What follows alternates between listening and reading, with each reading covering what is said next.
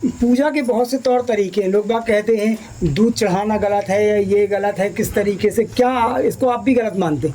देखिए, कई लोग अपने नियम बताते हैं, नियम जो बताते हैं नियम सही बताते हैं, और नियम को अगर विश्वास के सहित निष्ठापूर्वक अगर उस नियम का पालन किया जाए तो कार्य सफल होते हैं। जैसे कई लोग कहते हैं कि हनुमान जी महाराज के श्री चरणों में, हनुमान जी महाराज के ऊपर राम राम लिख करके 21, 11, 51, 108 जितना सामर्थ्य है, 501 या 1100 राम राम लिखिए, हनुमान जी महाराज के चरणों में रख दीजिए, चढ़ा दीजिए, तो तुम्हारी मनोकामना पूर्ण हो जाएगी। नहीं होने वाली। अब जो व्यक्ति कहे कि शंकर भगवान पर 1 लोटा जल चढ़ा दो, तुम्हारा विवाह हो जाएगा, नहीं होने वाला। कोई कहे शंकर जी का दूध से अभिषेक कराओ, तुम्हारा मनोकामना पूर्ण हो जाएगी, संतान हो जाएगी, नहीं होने वाला।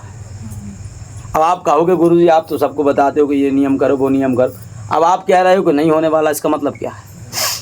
हम बता दें आपको कि कोई भी नियम अगर हम कर रहे हैं, अगर शंकर जी को जब हम जल चढ़ाते हैं वो अपनी संतान होने के भाव से कि हम आपकी अभिषेक कर रहे हैं, बोले बाबा हमारी संतान हो जाए, आप इस भाव से कर रहे हो, और मन में कपट है?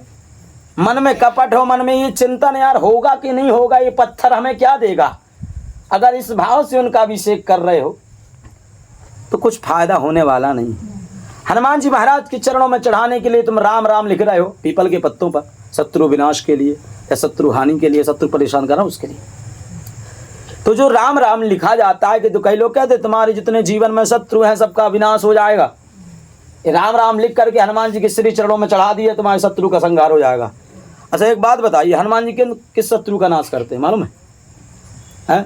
कंचन रंजना सहज ऐसा तिया का नियम मान बढ़ाए, ईश्वर दुर्लभ तजना दे।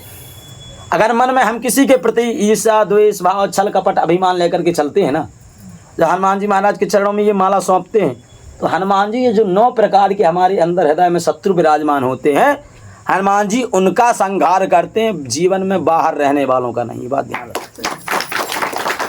अगर चढ़ा रहे हो और हम दूसरों को गाली दे रहे हैं, राम राम लिख करके चढ़ाया है, और एक दूसरे का विरोध कर रहे हैं, एक दूसरे को गाली दे रहे हैं, एक दूसरे को उल्टा कह रहे हैं, एक दूसरों के लिए तंत्र मंत्र यंत्र क्रिया जादू टोना टोटका टाऊ इत्यादि हम करा रहे हैं, और दूसरों का हमेशा बुरा सोचते हैं, भला नहीं सोचते, तो ऐसे में कार्य सिद्ध होने वाला नहीं है। इसलिए सबसे पहले न काम क्रोध मद लोभ ईर्ष्या द्वेष भाव छल कपट जो शत्रु हैं, इनका हनुमान जी संहार करेंगे, और इनका संहार जब हो जाएगा तो तुम्हारी मनोकामना भी पूर्ण हो जाएगी, कोई 9 प्रकार के शत्रु पर तुम्हारा बाल बांका नहीं कर पाएंगे।